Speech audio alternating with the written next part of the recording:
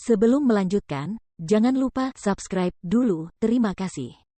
Bab 106 Terpesona Tanpa Harapan. Ketika pikiran itu muncul di benaknya, kakinya hanya mengikuti di belakang tanpa daya.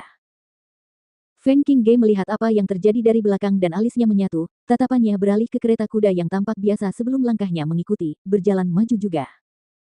Di sisi lain, Guan Xilin meraih sisi kereta kuda dan menyerahkan pancake daun bawang goreng kepada Leng Suang. Ini untukmu. Ada juga sup kacang hijau. Kau harus memakannya selagi masih panas dan kita bisa pergi setelah kau selesai. Leng Suang menatapnya dan mengulurkan tangan untuk menerima makanan ringan, sambil mengucapkan kata terima kasih singkat. Ia kemudian melangkah ke kereta kuda dan tangannya telah mengangkat tirai saat hendak masuk ke dalam sambil berkata, "Jiu kecil, pancake daun bawang goreng masih panas. Paman tua berkata ini akan sangat cocok dengan sup kacang hijau jadi aku membawa kembali untuk kalian berdua masing-masing satu porsi." Dari dalam kereta, Feng Jiu mengulurkan tangannya dan mengambil pancake daun bawang goreng beserta sup kacang hijau sambil berkata dengan wajah penuh senyum, "Sup kacang hijau. Sudah lama aku tidak memakannya. Hebat sekali, kakak, terima kasih." "Hehe, terima kasih untuk apa? Selama kamu suka, tidak apa-apa. Dalam perjalanan pulang, kita harus membeli beberapa pembantu rumah dan meminta mereka melayanimu serta menyiapkan makanan enak untukmu. Karena sudah lama bersamanya, dia tahu bahwa dia rakus akan makanan enak." "Tentu," katanya sambil tersenyum tanda setuju. Melihatnya duduk kembali di dalam, Feng Jiu membuka tasnya dan hendak menggigit pancake daun bawang goreng ketika tiba-tiba dia mendengar suara yang tidak asing baginya masuk. "Nona Guan, ini Murong Yisuan." "Nona Guan, siapa yang dia ajak bicara?"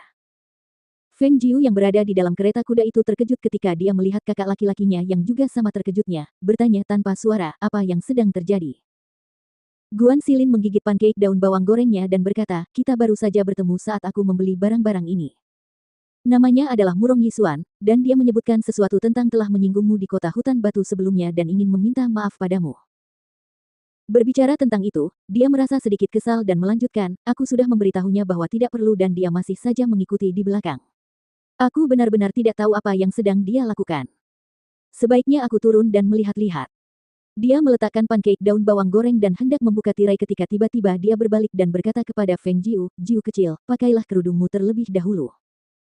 Bekas luka di wajah Jiu kecil masih belum sembuh dan dia selalu mengenakan kerudung setiap kali keluar. Dia tidak ingin orang-orang melihatnya melalui kacamata berwarna setelah melihat wajahnya yang penuh bekas luka.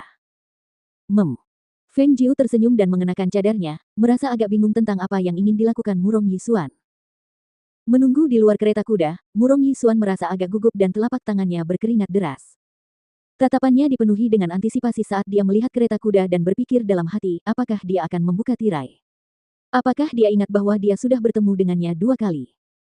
Leng Suang yang sedang duduk di luar kereta kuda melihat ekspresi penuh harap di wajah Murong Yisuan dan alisnya berkerut, memberinya tatapan agak aneh. Apa yang ingin dilakukan Murong Yisuan di sini? Dari apa yang dia tahu, bukankah dia sudah bertunangan dengan Feng Qingge dari kediaman Feng? Mengapa dia masih menatap kereta kuda dengan penuh kerinduan dan kegelisahan? Tirai dibuka oleh Guan Xilin dan dia melangkah keluar dari kereta. Dia menutup tirai saat melangkah keluar dan menatap Murong Yisuan yang berdiri di depan kereta dan berkata, "Bukankah sudah kukatakan padamu bahwa kau tidak perlu meminta maaf untuk apapun? Mengapa kau mengikutiku sampai ke sini?" Pada saat itu, Murong Yisuan menatap kereta kuda itu dengan sedikit linglung ketika melihat gadis di dalam kereta yang dilihatnya ketika tirai dibuka membuat jantungnya mulai berdebar kencang sekali lagi. Dia tidak mengenakan pakaian merah hari ini, tetapi gaunnya berwarna putih, dengan cadar berwarna serupa di wajahnya. Dia duduk dengan tenang di sana bersandar di sisi kereta, aura keanggunan yang anggun menyelimutinya, tampak tenang dan anggun.